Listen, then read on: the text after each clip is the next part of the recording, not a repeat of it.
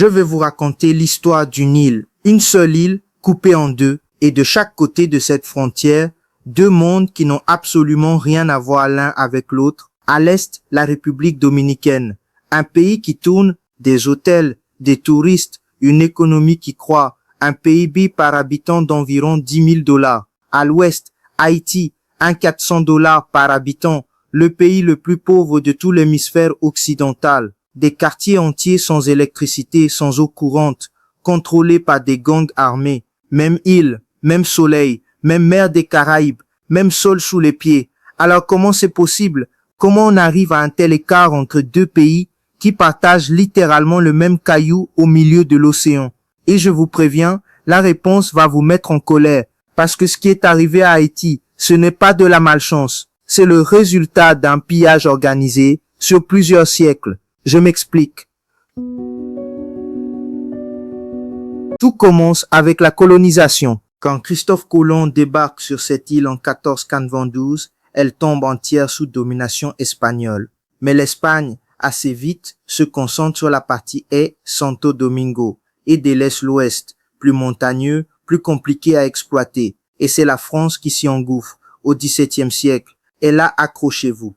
Ce que la France va faire de cette terre, c'est l'un des chapitres les plus brutaux de l'histoire coloniale.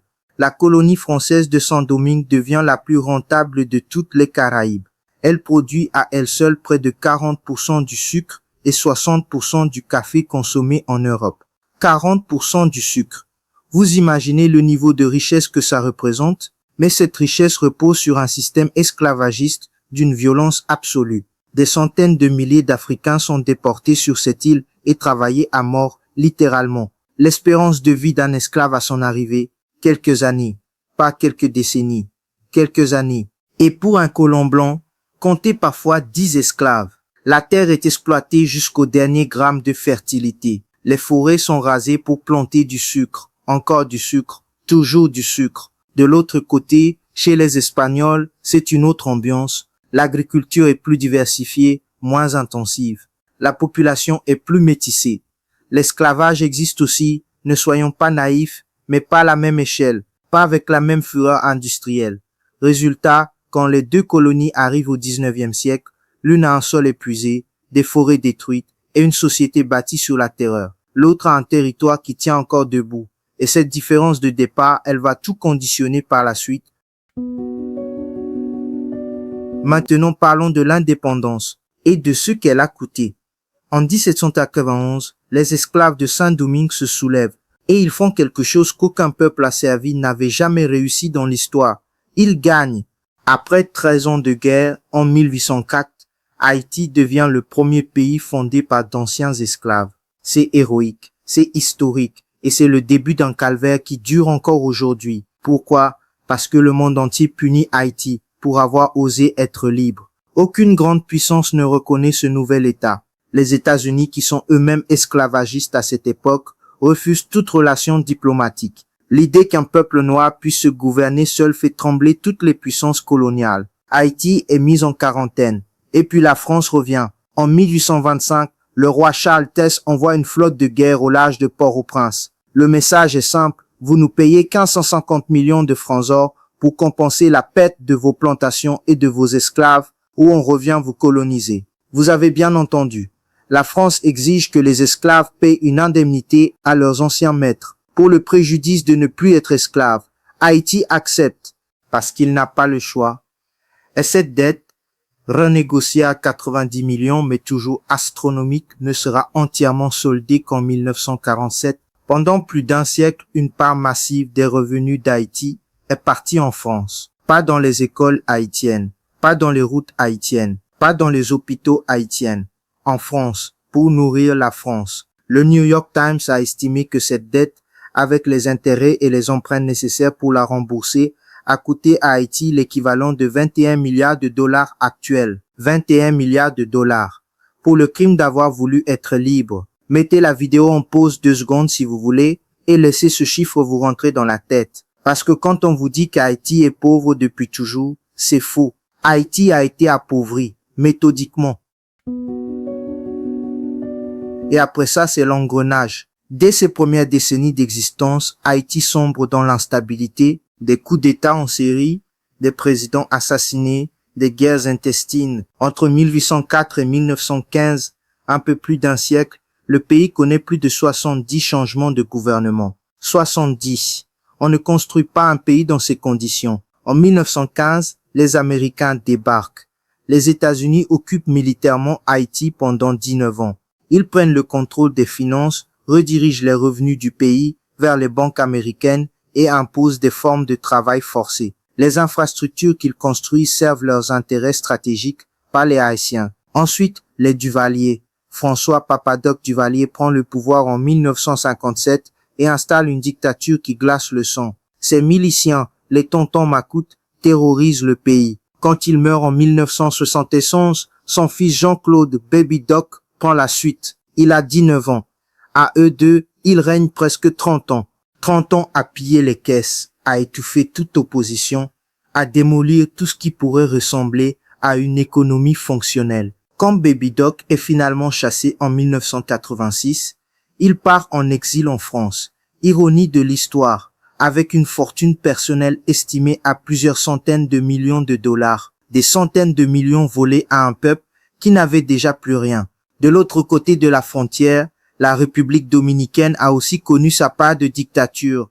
Rafael Trujillo, entre 1930 et 1961, c'est un personnage brutal, un tyran qui a entre autres ordonné le massacre de milliers de Haïtiens à la frontière en 19... Mais, et c'est là que les trajectoires divergent, après Trujillo, le pays parvient peu à peu à se stabiliser. Il développe des zones franches industrielles, il attire les investisseurs, il construit une industrie touristique, il s'intègre à l'économie mondiale. Pendant qu'Haïti reste enfermé dans son cycle de crise,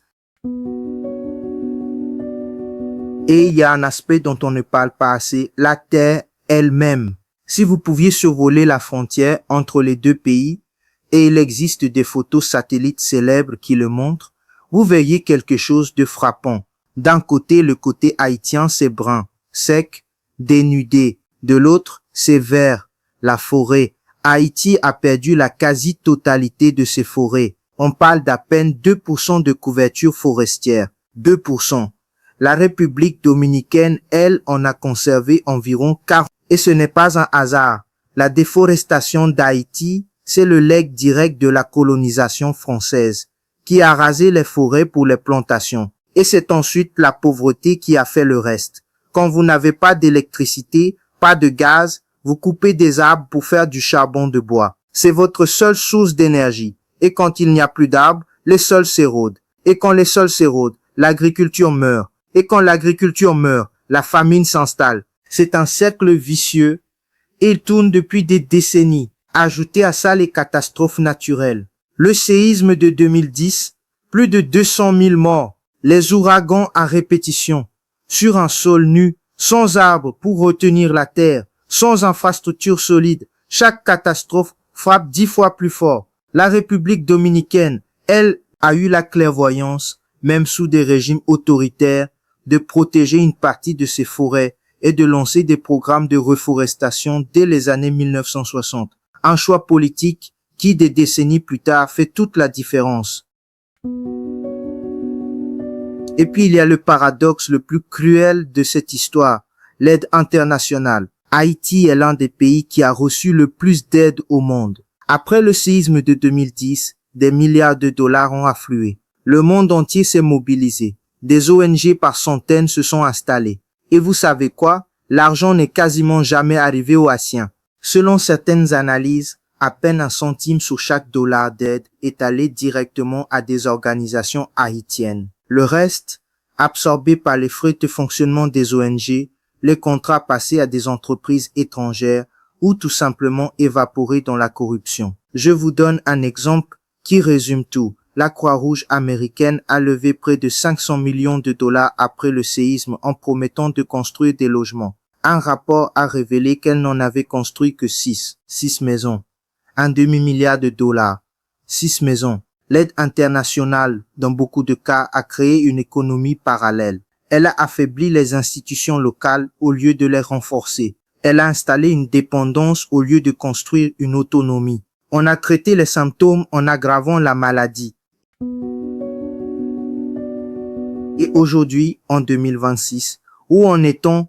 Haïti est un pays au bord du gouffre. Depuis l'assassinat du président Jovenel Moïse en 2021, le pays n'a pas retrouvé de gouvernance stable. Les gangs armés contrôlent une part considérable de Port-au-Prince. L'insécurité alimentaire touche des millions de personnes. Des enfants meurent de malnutrition. La République dominicaine, de son côté, construit un mur à la frontière et expulse régulièrement des dizaines de milliers de migrants haïtiens. Le fossé ne se referme pas, il s'élargit. Alors pour conclure, quand on vous demande pourquoi Haïti est pauvre, ne répondez jamais parce que c'est comme ça. Ce n'est pas comme ça. Rien n'est comme ça. Haïti est pauvre parce qu'on l'a exploité pendant des siècles avec une brutalité industrielle, parce qu'on l'a puni d'avoir voulu sa liberté, parce qu'on lui a imposé une dette coloniale qui a vidé ses caisses pendant plus de 100 ans, parce que les grandes puissances l'ont occupé, manipulé, puis abandonné, parce que ces dictateurs ont été soutenus ou tolérés tant qu'ils servaient les intérêts de Washington. Et parce que même l'aide qu'on lui a envoyée a souvent enrichi tout le monde, sauf les Haïtiens. Ce n'est pas une fatalité, c'est une fabrication. Et cette île coupée en deux, ce n'est pas juste un cas d'école de géopolitique, c'est un miroir. Le miroir de ce que l'injustice historique, quand elle n'est jamais réparée, fait à un peuple. L'histoire d'Haïti mérite d'être connue. Et surtout, elle mérite d'être comprise. Merci d'avoir écouté jusqu'au bout. Si ce sujet vous a touché, partagez cette vidéo. Parlez-en autour de vous. Et on se retrouve très vite pour un prochain sujet.